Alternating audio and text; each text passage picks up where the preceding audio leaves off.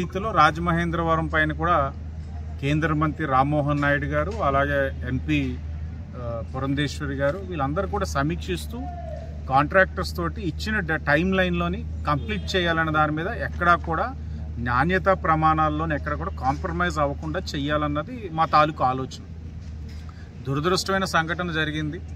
Beams అన్ని కూడా concrete structure wise అంతా బాగానే ఉంది, కానీ ఏదైతే ఈ ఒక ఎరెక్షన్ ఏదైతే ఉందో ఈ టెక్నికల్ ఫ్యాక్టర్స్లో ఎక్కడైనా సరే లోపాలు ఉన్నాయేమో చూడవలసిన అవసరం ఉంది. ఐఐటి టీం కూడా చెన్నై వారు వచ్చారు, వాళ్ళు కూడా స్టడీ చేస్తూ ఉన్నారు, వాళ్ళ ఫైండింగ్స్ కూడా ఇస్తారు.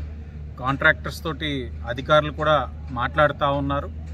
ఎక్కడికక్కడ మరి జరిగిన మిస్టేక్ని అంతా కూడా రెక్టిఫై చేసుకొని ఏదైతే టైం బౌండ్లోని ప్రాజెక్ట్ కంప్లీట్ చేసే విధంగా కూడా ముందుకెళ్లాల్సిన అవసరం ఉంది.